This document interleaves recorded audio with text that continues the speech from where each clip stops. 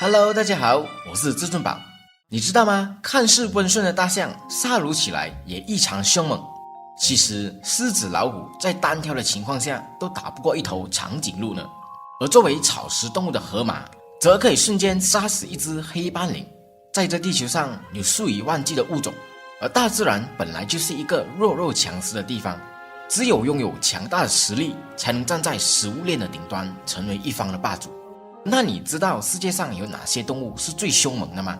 今天我们就来盘点一下地表最强的12种动物，并对它们做出了一个简单的排名。到底第一名是森林之王的老虎，还是丛林之王的狮子，还是另有其物呢？我想这个排名肯定会刷新你的认知，而这排名是根据他们的生活方式、习性等方面的因素为主。若有不同的看法，欢迎留言一起讨论。对了，记得看到最后，因为我会免费送出电子书给9位粉丝哦。第12名，科莫多巨蜥。科莫多巨蜥是体型最大的蜥蜴，它们主要生活在印度尼西亚的各个岛屿上，体长在于2.3至2.8米之间，长着长长的尾巴和粗壮的四肢，主要以有蹄动物和哺乳动物为食，比如野猪、鹿、猴子、蛇等等。有时也会捕食弱小的同类以及幼体。科莫多巨蜥的口中虽然没有其他有毒爬行动物中常见的毒牙凹槽，但它却有自己独特的毒液输送系统。它具有蛇一样的毒液。研究显示，科莫多巨蜥的下颚有着巨大的毒腺，毒液能破坏血液中的凝固功能，而导致瘫痪、痉挛和休克。被它们咬上一口，基本上都是无可救药了呢。它们会利用锋利的锯齿状牙齿插入猎物的体内，在猎物的挣扎过程中，毒液腺体会悄悄地将毒液渗入猎物的伤口中，而使猎物缓慢地死去，所以它们是非常可怕的捕食者。科莫多巨蜥的奔跑速度极快，能瞬时加速到每小时20到25公里，但科莫多很少会追捕它的猎物，因为它的嗅觉是非常灵敏的。它通常会在猎物经过的路上埋伏隐身，等待时机成熟后再发动袭击。猎物临近距离约1米左右，它就会扑上去，先用它的利爪把猎物打倒在地，然后直接咬住猎物，把它的毒液渗入猎物的体内，然后就在猎物后面尾随，等待猎物因中毒而无法行动后，才慢慢的享用那个猎物。它会先用利齿撕开猎物的喉部或腹部，而猎物就在此时会因大量出血而丧命。此刻，巨蜥便会利用强而有力的脚爪把猎物撕成碎块，并迅速吞下大块大块的肉。第11名，森蚺。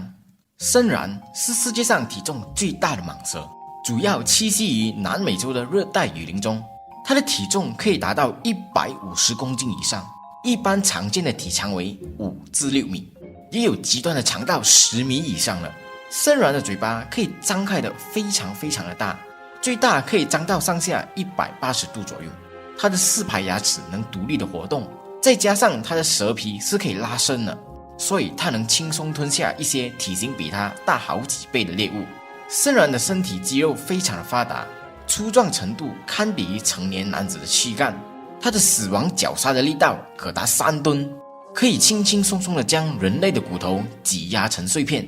就是它的这一项技能，就足以让它捕杀一切的猎物。森蚺会吞噬一切能吞噬的猎物，吃饱后的几周它都不会再进食了，就连凶猛的短吻鳄遇到森蚺也会被绞杀。森蚺虽然体型大，但并不笨重，相反的，而是非常的灵活的。猎物一旦被它缠绕束缚，短时间内便会内脏破裂、骨骼断裂，最后失去行动能力，并且丧命。曾经有一名科学家罗索里，为了吸引大众关注环保的这个课题，保护森蚺的栖息地，他做出了一个惊人的决定，就是要把他自己当成食物送到亚马逊森蚺的口中，并实时记录全过程。他还找来了美国电视台做全程的直播。实验当天，做好准备的罗索里选择挑衅，成功激怒了一条6米长的雌性绿森蚺。接着，罗索里被森蚺死死地缠住，后者张开他巨大的舌口，吞下了罗索里的头的一部分。这个实验最终没有继续下去，因为就在罗索里的头部被森蚺吞下去的时候，罗索里就向助手发出了求救信号。事后采访到被吞食的体验时，罗索里表示，当时他感到他的头部的血液被榨干，骨头好像要断了，心率瞬间飙到180以上。据了解，罗索里被圣然攻击的时候，胸口的压力达到了9000磅，如果没有及时得到救援，他恐怕真的会当场毙命，成为圣然的盘中餐了。第10名，银背大猩猩。在灵长类动物中，体型最大最强的就是银背大猩猩，它的身高约2米，体重可达180公斤以上，而且它的智力是仅次于人类而已的。它们是草食动物，喜欢吃树叶和树枝。银背大猩猩是生活在非洲赤道附近的热带雨林中。银背大猩猩的手臂力量简直是无敌啊！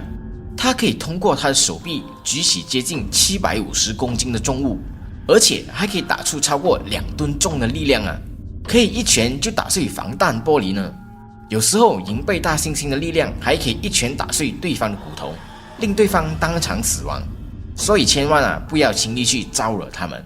然而攻守兼备的银背大猩猩也有弱点的，它们通常都是侧重于防守，所以它们的聚居地通常都会在一些森林里面，可以爬到树上来警戒一些猛兽。所以银背大猩猩一般都不会主动攻击的，而当它们受到严重威胁的时候，才会有可能与之拼命的。第9名，非洲狮。你没想到狮子的排名这么低吧？狮子毕竟是群居动物，个子又比较小，在1对1单挑的情况下呢，在排名中还是比较属于劣势的。当然，狮子作为丛林之王，肯定不是浪得虚名了，必须得有2把刷子啊！非洲狮是非洲最大的猫科动物，栖息于非洲撒哈拉沙漠以南的草原上，拥有猫科动物中最大的头骨和肩高，是这片草原原生态系统的顶级掠食者。你知道为什么雄狮会长金色的鬓毛吗？这个特征实际上与它们的狩猎习惯有关。狮子的狩猎策略是尽可能利用障碍物和草丛来隐藏自己，当猎物靠近自己约30多米的距离时，然后突然迅速地向目标冲刺，一口咬住猎物的颈部，直到它们窒息死亡。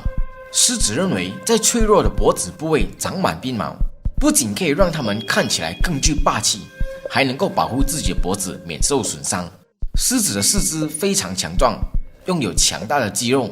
能够在短时间内迅速加速，并以惊人的速度奔跑以捕抓猎物。它们的爪子也相当的宽大，具有大型的犬齿和裂齿。它的咬合力可以达到1000公斤，能够轻易的咬碎坚硬的骨头。虽然狮子在追捕猎物时速度可以到达每个小时60公里，但它们所捕食的猎物大部分都跑得比它们都还要快。由于它们娇小的心脏搭配着它们庞大的身躯，使它们在捕猎的时候缺乏长途追击的耐力，这就是为什么它们选择群居在一起捕猎的原因啦。第8名，老虎。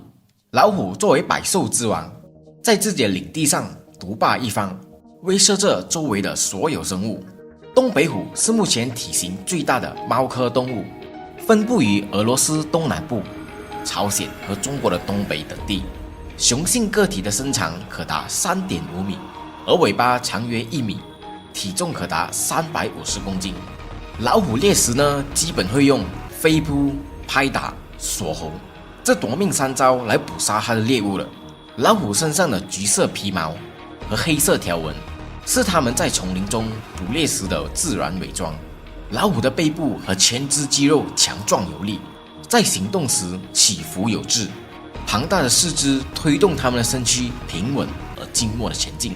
就像在丛林中滑行一般。它们还拥有锋利的锯齿状构造，使用时伸出，不使用时收起在爪鞘中，以避免行走时与地面摩擦。它的抓力极其强大，当发现猎物后，老虎会借助周围物体做掩护，悄悄靠近猎物，猛地一跃而起扑倒猎物，用利爪立刻抓住它们，同时使用高达450公斤的咬合力来锁住猎物的喉咙，给它们致命的一击。老虎奔跑时的速度最高可达每小时65公里，所以就算是世界上跑得最快的男人尤塞恩·博尔特也会成为老虎口中的盘中餐。7名，长颈鹿。说到长颈鹿呢，我想大家可能会大吃一惊，因为长颈鹿一直都是被人忽视的一种动物。它们呢，表面上看起来是温文尔雅的，和可爱的大熊猫一样，看起来就是人畜无害的温顺动物。大家去动物园有时甚至可以近距离的接触去喂食长颈鹿，但实际上长颈鹿的战斗力是相当可怕的。据说狮子不饿到丧心病狂，基本上都不会去惹这哥们。一般上一群狮子一起上也会损失几只的。长颈鹿生长在非洲的热带草原，作为地球上最高的哺乳动物，成年的长颈鹿因其体型的优势，很少会受到攻击的。长着高大的身体本身就是一种威慑，高大体重的动物本身就具有杀伤力。你别看长颈鹿的脖子那么长，其实它并不存在所谓的细脖子，它们的脖子和腿都是非常强壮的，而且比野牛粗壮的多很多呢。它的大腿围度跟狮子的身体围度是差不多的，脖子的围度更大，挥起来就像工程锤一样。其次就是长颈鹿的踢踹范围很广，威力也很猛，对于捕食者来说是有很大的杀伤力的。长颈鹿的全力后腿之力可以达到3吨以上啊，而这一点应该是狮子深有体会的。其实啊，长颈鹿的后腿都只对捕食者使用的，狮子和猎狗都喜欢补其后方，这也正中了长颈鹿的下怀。若是被一蹄子踢中了，那么就是好几吨的力量砸在自己身上了，再加上它的蹄子那么的坚硬，这个力量可以把一头狮子的脑壳直接干碎。我估计除了大象、河马、犀牛、草原这3大坦克可以承受这力量之外，其他的动物都承受不了长颈鹿的一踢之力。最后长颈鹿并不是一般就倒的，虽然高瘦的体型造成了重心的相对不稳，但是长颈鹿的踢踹扭动弥补了这一缺点。狮群们只有通过不断的骚扰，消耗了长颈鹿的体力之后，才可能将它绊倒，而这期间他们还要一直承受被踹倒、内脏被一脚踢碎的巨大风险。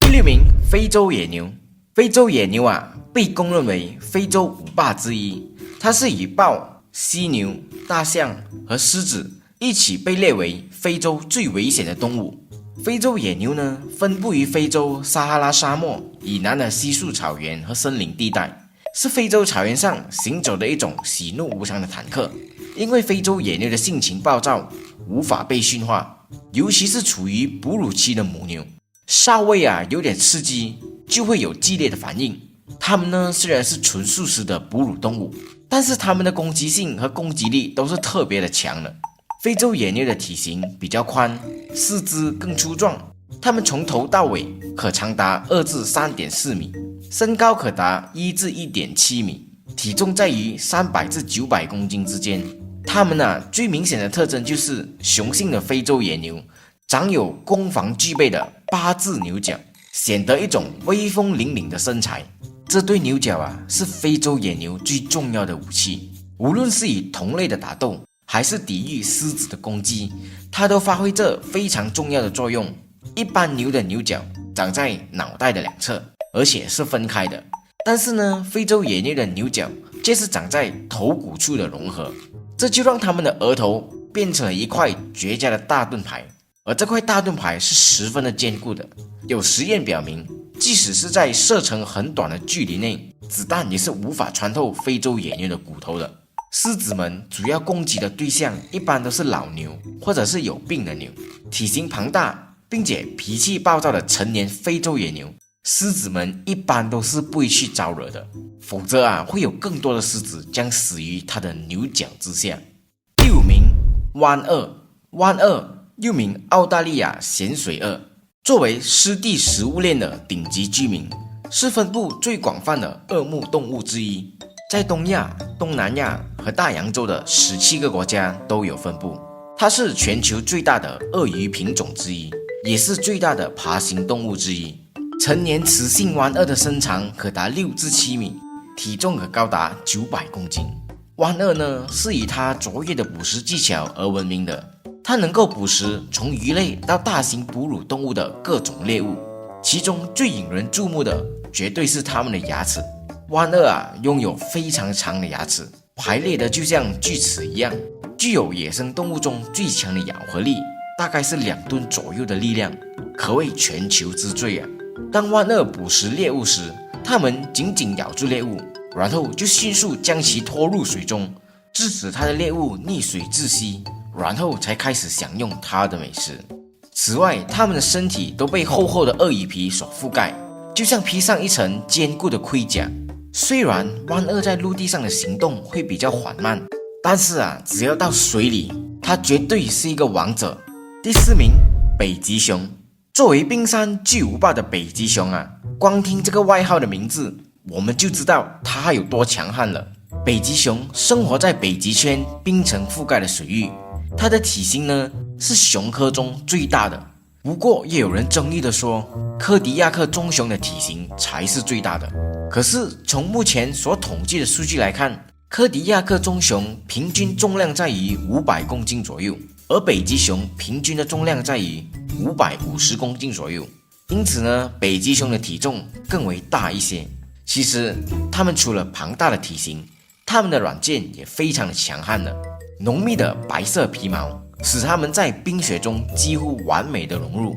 也为它们捕食猎物提供了出色的隐蔽能力。北极熊的视力和听力呢是与人类差不多一样的，但是它们的嗅觉就非常的灵敏，比犬类更要强7倍。此外，虽然北极熊的身体庞大，但是它能够以惊人的速度来奔跑，它的时速可达每小时60公里以上，相当于世界100米冠军的 1.6 倍的速度。它有着5至10公分长的利爪，再加上20公分宽的熊掌，一劈头下去，足以将200公斤重的海豹拍晕甚至拍死。而且北极熊有着长5公分左右的牙齿，它的咬合力高达450公斤，是最大和最强壮的陆地肉食动物。从这些数据上来看，北极熊及猫科之王的东北虎更要强得多。所以北极熊才是陆地肉食动物中拥有天花板级别的战斗力，它